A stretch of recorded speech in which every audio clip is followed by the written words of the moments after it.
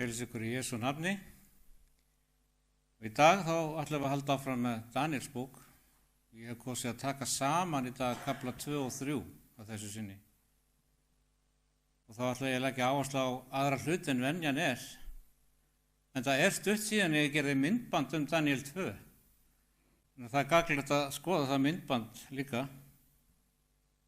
En þar sem við erum að skoða spádóminn í Daniel 2, þá langar mér að benda þér á að Danielsbók, hún er eina bókin í Biblíunni sem Jesús sagði okkur sérstaklega að skoða. Jesús sagði að þegar þér sjáuð viðurstigð eyðingarinnar sem að hver, Daniel spámaður talaði á helgum stað, lesandinn athugi það. Jesús lét þessi orð falla í predikun sinni síðustu daga í Matteus 24, þar sem hann talar hernað og ófriðartíðindi. Það verða falskristar og falsbámenn og það verður hungursneyð og jarðskjálftar og drepsótt, aukning glæpa og ofbeldis og fagnaðarerindið það mun á enda veraldar. Og þess vegna hvatti Jesús okkur til að skoða Danielsbók. Danielsbók var skrifuð fyrir ákveðin tíma í sögu jarðarinnar og atburðir í Danielsbók munu endurtaka sig við endalokin. Sjá hvað segir hér í lok Danielsbókar, við förum aðeins í kafla 12, síðasta kaflan, að það segir engillinn við Daniel: En þú, Daniel, halt þú þessum orðum leyndum og innsigla bókina þar til að endalokunum líður. Margir munu rannsaka hana og þekking mun vaksa. Og svo í versi 9, þarna í kafla 12, það segir líka: Far þú, Daniel, því að orðunum er leyndum haldið og þau innsiglu þar til endirinn kemur. Og síðasta versið í Danielsbók segir: En þú gakk áfram til endalokana og þú munt hvílast og upprísa til að taka þitt hlutskipti við endi dagana. Þannig sérstakt markmið Danielsbókar að undirbúa fólk fyrir komu Jesú og síðustu dögum. Við þurfum að gera okkur grein fyrir því að þetta er sérstaklega skrifað fyrir okkur sem lifum á endatímanum. En við skulum hefjast handa við að skoða kafla 2, fyrstu 2 versin. Á öðru ríkisári Nebúkadnesar dreymdi Nebúkadnesar draum og varð honum órótt í skapi og mátti eigi sofa. Þá bauð konungur að kalla til sín spásagnamenn og særingamenn og galdramenn og kaldea að þeir segðu konungi hvað hann hefði dreymt og þeir komu og gengu fyrir konung. Svo konungurinn hann fór því að sofa og hann dreymdi draum og það er Guð sem gefur honum þennan draum. Og oft dreymur okkur eitthvað sem hefur enga þýðingu, en þessi draumur hefði mikla þýðingu. En Nebúkadnesar, hann gat ekki muna drauminn. Og stundum gerist það hjá okkur að við munum ekki hvað við höfum dreymt. Við getum hafa dreymt eitthvað, við munum það ekki. En Nebúkadnesar, hann kallaði til spásagnamenn og særingamenn og galdramenn og kaldea. Hverjir eru þetta? Galdramennirnir voru þeir sem tóku til dæmis lifur úr kálfi og reyndu að spá fyrir framtíðina með innyflum dýra og þess að þar. Og það voru þeir sem skoðuðu stjörnunar að þegar þeir litu upp reyndu þeir að spá fyrir framtíðina með því að skoða þessa mismunandi stjörnumerki. Og margir lifa eftir þeim í dag. En þessir menn, þeir munu bregðast. Þau brugðust Nebúkadnesari og á sama hátt munu þau bregðast í dag. Og hverjir eru þessi galdramenn? Það eru þeir sem reyna að eiga samskipti við hérna látnu. Er einhver í dag sem að stunda slíka iðju? Vissulega. Það er gríðarlega vinsælt í dag. Gríðarlegur áhuga á yfirnáttúrulegum og andlegum málum og stjörnuspeki. Hvað segir það þér? Menn þrá að vita eilíft líf og framtíðina. Það þrá að tengjast hinnu yfirnáttúrulega. Hvað segir orð Guðs, 5. Mósebók 18:9? Þegar þú kemur inn í landið sem drottinn Guð þinn gefur þér, þá skalt þú ekki taka upp svívirðingar þessara þjóða. Eigi skal nokkur finnast hjá þér Sá látið son sinn eða dóttur ganga gegnum eldin, eða sá farið með galdur eða spár eða fjölkingi eða töframaður eða gjörningamaður eða særingamaður eða spásagnamaður, eða sá leitið frétta af framliðnum. Þegar hver sá slíkt gjörir drottni andstyggilegur, og fyrir slíkar svívirðingar rekur drottinn Guð þinn þá burt undan þér. Þetta eru falskar uppsprettur visku. Að þegar við lítum á galdra og stjörnuspeki, þegar við erum heilluð af því, þá búum við okkur undir blekkingar. Og rétt áður en Kristi kemur mun djöfullinn birtast í gegnum falskrista og falsbámenn sem munu blekkja ef mögulegt hina útvöldu. Svo hugmyndin í Daníel 2. kafla, þegar Nebúkadnesar kallar á þessa spásagnarmenn og þeir bregðast, þá það leið Guðs til að segja okkur skýrt að leita ekki til þessara miðla. Vers 3 og 4, þá sagði konungur við þá: mig hefur dreymt draum og mér órótt í skapi uns ég fæ að vita drauminn. Og þá segðu kaldiðarnir við konunginn á aramisku: konungurinn lifi eilíflega, seg þjónum þínum drauminn og munum við þá segja þýðingu hans. Konungurinn átti að sjá því að ef hann segir þeim drauminn, þá geta þeir fundið upp hvaða túlkun sem og hann hefur enga leið til að vita hvort það rétt. Konungurinn var á klár til þess. Ef þeir geta ekki sagt honum hvað gerðist í svefninum, þá geta þeir ekki heldur sagt honum hvað gerist á morgun. Og hann segir þeim: segið mér það eða líf ykkar í húfi. Annarkvort segir mér það eða þú átt yfir höfði þér dauðarefsingu. Og þegar við förum í vers 10, þá segir þar: kaldiðarnir svöruðu konungi og sögðu: enginn sá maður í heimi sagt geti það konungurinn mælist til. Ég heldur hefur nokkur mikill og voldugur konungur krafið slíks af nokkrum spásagnamanni, særingamanni eða kaldiða, því að það torvelt sem konungurinn heimtar, og enginn getur kunngjört konungi það nema guðirnir einir, en bústaður þeirra ekki hjá dauðlegum mönnum. Enginn getur spáð fyrir framtíðina nema Guð. Þeir hafa rétt fyrir sér. Í gegnum ritninguna sjáum við að Guð hefur sig yfir alla falskguði. Hann hefur sig yfir all skurgoð með þeim hæfileika sínum til að spá fyrir framtíðina. Spádómar sýna okkur að Guð æðri þessum falskguðum. Sjáðu hvað segir hér í Jesaja 46, 9 og 10. Minnist þessins fyrra frá upphafi að ég Guð og engin annar, en sanni Guð og engin menn líki. Ég kungir í endalokin frá öndverðu og sagði fyrir það sem eigi var enn fram komið. Ég segi: mín ráðs ályktun stendur stöðug og allt sem mér vel líkar framkvæmi ég. Eitt af því sem að greinir Guð frá falsguðum einmitt það að hann getur sagt fyrir hluti sem enn hafa ekki átt sér stað. Guð spáir fyrir framtíðina, hann einn hefur þekkingu til þess. Þessi töframenn og stjörnuspekingar höfðu því að minnsta kosti eitt rétt fyrir sér, að enginn getur spáð fyrir framtíðina nema Guð einn.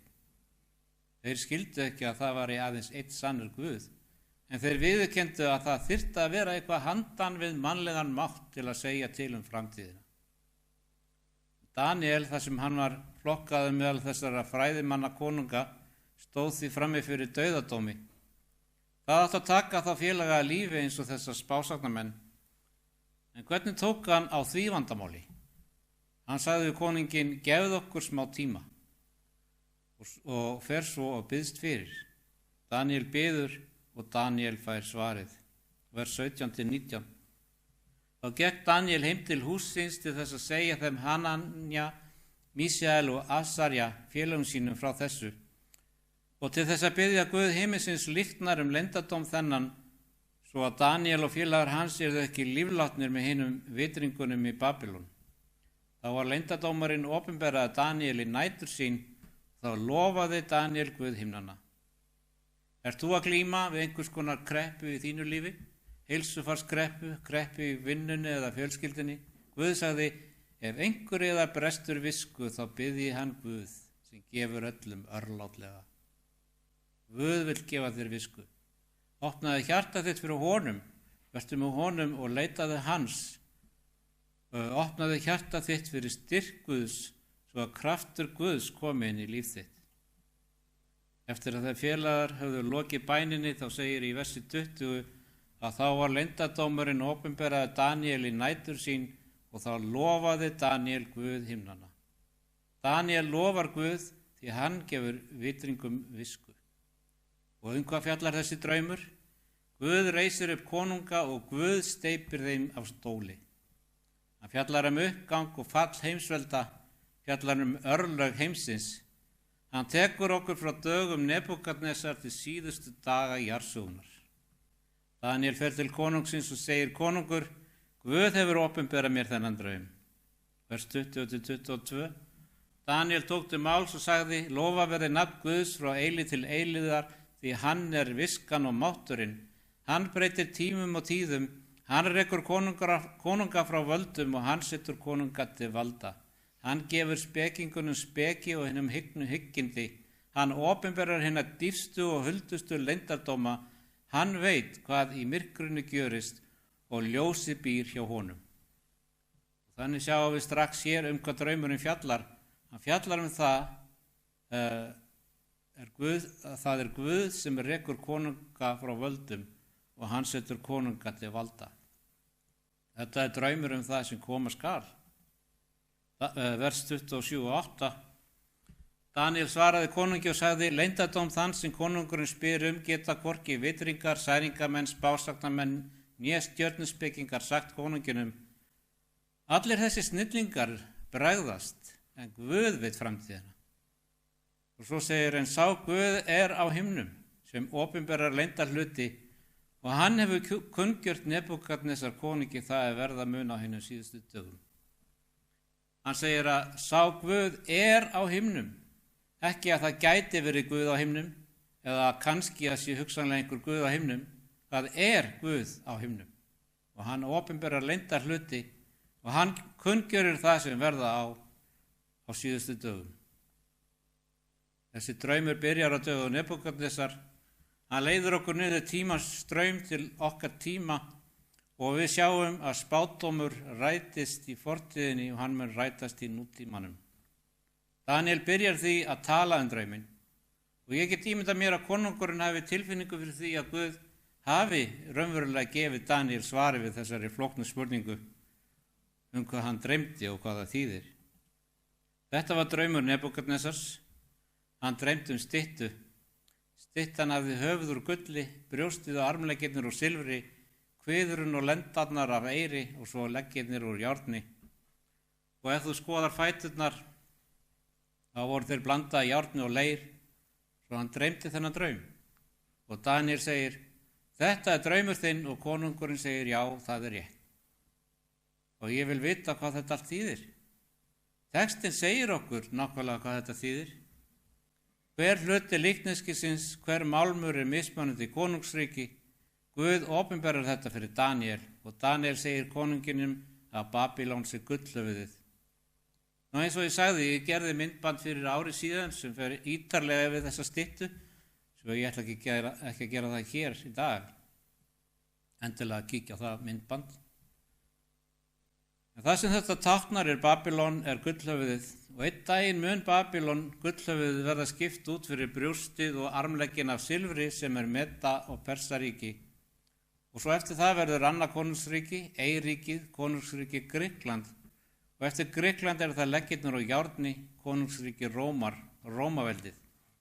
Og í öllum hefðbundnum sögulegum heimildum má finna að Babýlon ríkti yfir heiminum frá 605 til 539 fyrir Krist og Medo-Persía frá 539 til 331 fyrir Krist, Grikkland frá 331 til 168 fyrir Krist og Rómaveldi ríkti frá 168 til 351 eftir Krist.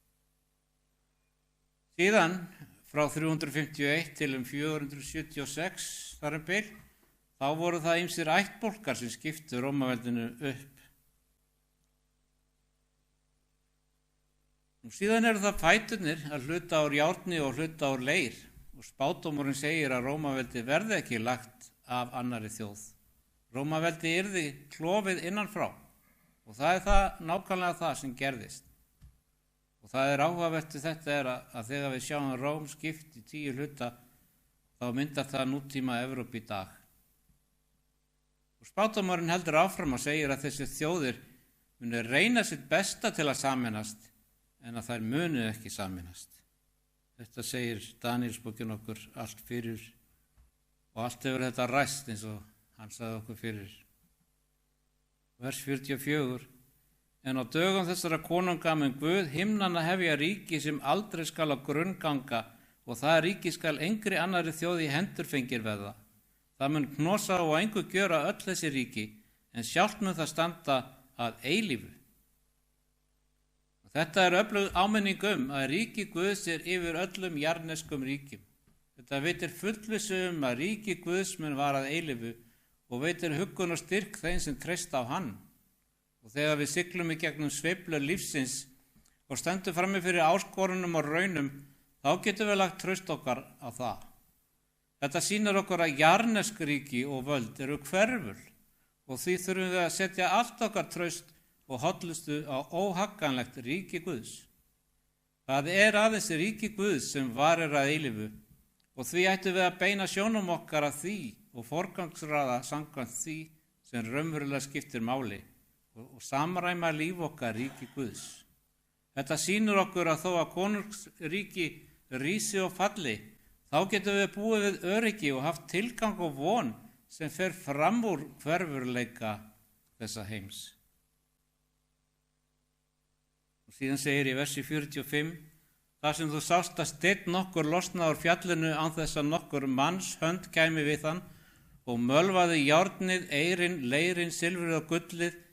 Mikill Guð hefur kungjur konunginum hvað hér eftir mun verða, draumurinn er sannur og þýðing hans áræðanleg. Ríki Krists mun koma, friður mun koma. Og Jesús sagði hjarta eða skelfist ekki, trúið á Guð og trúið á mig. Lausnin er ekki fleiri friðar sáttmálar. Biblían segir að þegar menn segja friður og engin hætta, þá mun snögglega tortíming yfir þá. Og við sem höfum trú þurfum ekki að horfa til heimsfriðar, en vissulega óskum við eftir friði. Við þráum vissulega frið frekar en átök og stríð, en við sjáum að eina endanlega lausnin á vandamálum heimsins er koma Jesú Krist, nýtt ríki, þar sem stjórnin er á hans herðum, þar sem að friður ríkir. Þráið þú frið, þar sem þú getur verið laus við áhyggjur og kvíða og streitu og spennu, þar sem þú getur verið laus við ótta, sorg, tár eða kvöl. Þegar allt sem þessi heimur hefur upp á að bjóða mun renna úr höndum okkar eins og sandur, en það sem tilheyrir ríki Guðs mun vara að eilífu. 3. kaflinn er mikilvægur því hann opinberar fyrir okkur ekki aðeins atburði sem áttu sér stað á dögum Daníels, heldur einnig atburði sem muni gerast rétt fyrir komu Krists. Í 3. kafla höfum við einnig líkneski, en það er allt öðruvísi en það sem við sáum í kafla 2. Lesum í Daníel 3:1. Nebúkadnesar konungur lét gjöra líkneski af gulli 60 álna á hæð og 6 álna á breidd. Hann lét reisa það í Dúradal í Babel héraði. Nebúkadnesar smíðaði þetta líkneski úr gulli. Hvers vegna heldur hann hafi gert það? Nebúkadnesar gerði það af einni megin ástæðu. Guð gaf Nebúkadnesar draum framtíðina þar sem að heimsveldi hans, Babylon, yrði steypt af stóli af Persum. Gullið myndi víkja fyrir silfri, síðan eir, járni og leir. En Nebúkadnesar segir nei, það mun ekki gerast. Líkneski verður allt úr gulli, því ríki mitt mun ríkja að eilífu. Fornlega fræðingar sem að grófu upp Babylon fundu leirtöflu. Og þetta er það sem á henni stóð. Ó Babylon, yndi augna minna, megi ríki mitt vara að eilífu. Nebúkadnesar reisti þetta líkneski í andstöðu sinni við áætlun Guðs uppgang og fall þjóða. Hann reisti það í Dúradal svo að sólin sem skín á gullið sæist úr kílómetra fjarlægð og síðan kallar konungurinn saman alla vitringana í ríki sínu og þeir eiga allir að koma til Dúradals. Vers 2. Og Nebúkadnesar konungur sendi út menn til þess að stefna saman jörlunum, landstjórunum, landshöfðingjanum, ráðherranum, fjörðunum, dómurunum, lögmannunum og öllum embættismönnum í Skatlöndunum að þeir skyldu koma til vígslu líkneskisins sem Nebúkadnesar konungur hafi reisa látið. Allir komið til vígslunar, allir skyldu falla fram og tilbiðja. Og svo í versi 4 og 5, þá kallaði konungurinn hárri röddu: Svo yður öllum boðið, hverra þjóðar og hvaða landsmenn sem þér eruð og á hvaða tungu sem þér mælið, þegar þér heyrir hljóð hornanna, pípnanna, gíjanna, karpnanna, saltaranna, sinfónanna og alls konar hljóðfæra, þá skulu þér falla fram og tilbiðja gulllikniskið sem Nebúkadnesar konungur hefur reisa látið. Hvaðan kom líkniskið í Daniel 2? Hver gaf Nebúkadnesar þann draum? Guð gerði það. En hver skapar þetta líkneski í Daniel 3? Nebúkadnesar gerir það. Hver er munurinn? Nebúkadnesar, hann hafnar áætlun Guðs. Nebúkadnesar vill eignast ríki sem varir að eilífu og kallar alla vitringa Babylónar til Dúradals. Hann setur upp þetta gullíkneski og þegar tónlistin fyrir að spila eiga allir að tilbiðja gullna líkneskið í hollustu við hann, að hann muni ríkja að eilífu. Að Babylon muni halda áfram að vera voldugt heimsveldi. Fyrsta boðorðið segir: Þú skalt ekki hafa aðra guð en mig, og annað boðorðið: Þú skalt engar líkneskjur gjöra þér. Þessi skipun Nebúkadnesar var því andstæð boðorðum Guðs og að falla fram væri að brjóta gegn boðorðum Guðs. Finnum við eitthvað annað sambarlegt annar staðar sem mun eiga sér stað á síðustu dögum? Mun slík tilskipun verða gefin út á ný? Önnur tilskipun sem gengur gegn boðorðum Guðs, sem leiðir fólk til að tilbiðja á falskan hátt í andstöðu við boðorð Guðs. Opinberunarbókin í 13. kafla. Þar er sagt frá dýri. Dýr í Biblíunni táknar ríki. Og þetta dýr mun sameina kirkju og ríki, og í þeirri sameiningu munu þeir sem ekki tilbiðja á ákveðin hátt ekki geta keypt eða selt. Þeir verða þá í dauðadómi. Það verður aftur dauðadómur. Og þessi kafli Daniel 3 bendir því fram til þess sem mun gerast á síðustu dögum. Förum í 12. vers. Því að það voru 3 sem vildi ekki falla fram og tilbiðja gullíkniskið. Og það segir: Nú eru hér nokkri gyðingar þú hefur gjört að sýslumönnum yfir Babel héraði, þeir Sadrek, Mesak og Abel-Nego. Þessir menn virða þig að engu, konungur. Þeir dýrka ekki þína guði og tilbiðja ekki gullíkniski sem þú hefur reisa látið. Takið eftir það mjög áhugavert að þeir sína nægilega virðingu konunginum, en þeir brjóta lög ríkisins. Og þannig verður það við endatíman að öflugur leiðtogi sameina trúarbrögð og stjórnmálaöfl undir sig. Mönnum er boðið að tilbiðja gegn boðum Guðs, rétt eins og þeim var boðið, og þeir sem ekki tilbiðja eru ofsóttir. Enn og aftur, rétt eins og Babylónumenn ásökuðu fólk Guðs á þeim tíma, ásökunin verður að sýna ekki nægilega virðingu fyrir lögum ríkisins. En samt er það svo að Guð býður okkur að hlýða lögum ríkisins. Við höfum ekki að reyna að steypa einhverju stjórn. Við höfum að biðja fyrir stjórnmálamönnum, vera ábyrgir borgarar. En það mun koma því að lög ríkis og kirkju neyða okkur til að tilbiðja ákveðin hátt. Þegar það gerist höfum við æðri lög Guðs. Manstu hvað segir hér í Póstularsögunni kafla 5? Að hér er Pétur og lærisveinarnir þvingaðir til að brjóta lögmál Guðs. Og hér segir frá því hvernig þessi frumkristnu menn brugðust við því. Og það segir: En Pétur og hinir postularnir svöruðu: Framar ber að hlýða Guði en mönnum. Guð feðra vorra hefur uppvakið Jesús sem þér hengtuð á tré og tókuð á lífi. Hann hefur Guð hafið sér til hægri handar og gjört hann að foringja og frelsara til að veita Ísrael afturhvarf og fyrirgefningu synda sinna. Við erum vottar alls þessa og heilagur andi sem Guð hefur gefið þeim, hvað? Er honum hlýða. Hvað segir ritningin? Guð frekar en menn. Nebúkadnesar í Daníelsbók, hann fyllist reiði og bræði. Hann skipar að leiða þá til sín og hann segir við þá, er það satt að þið dýrkið ekki guði mína eða líkneski sem ég hef reist? En þeir voru tilbúnir að standa og ekki falla fram. Vers 16-18.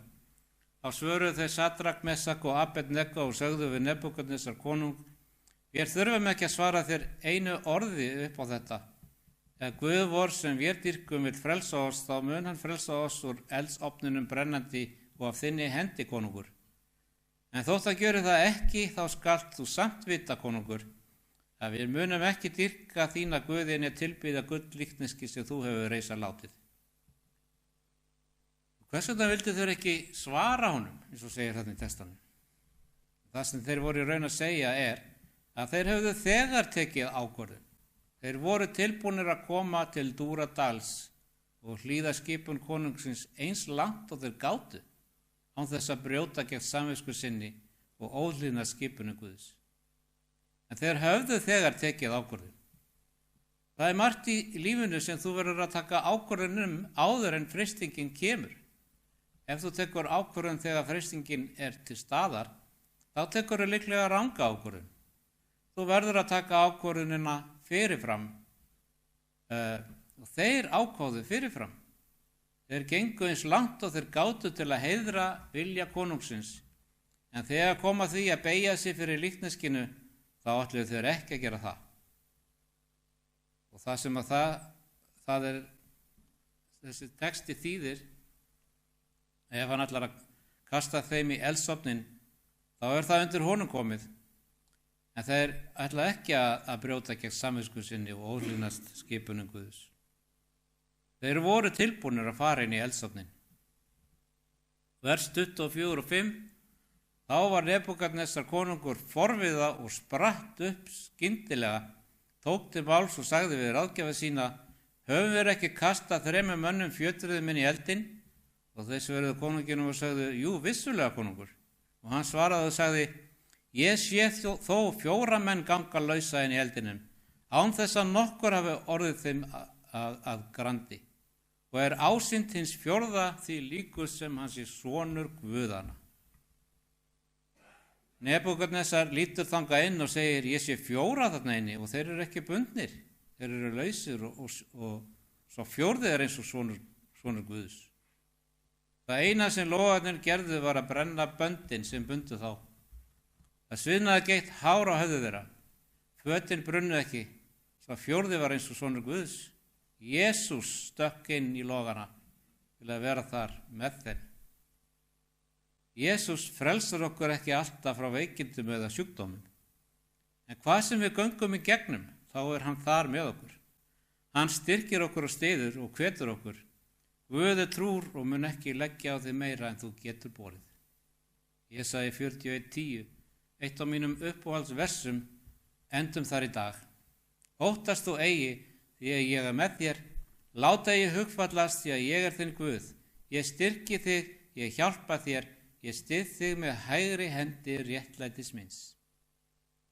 Hvernig tengist allt þetta líf okkar í dag? Hvaða raunum, erfiðleikum eða áskorunum sem við stöndum frammi fyrir, hversu dimmur sem dalurinn er? Jesús er þar með okkur. Hann mun aldrei yfirgefa okkur. Það er engin Guð eins og hann, máttugur frelsari. Viltu opna hjarta þitt fyrir honum og segja, Guð, ég ætla að treysta þér í raunum dagsins í dag, því það er engin Guð sem getur frelsað sem þú.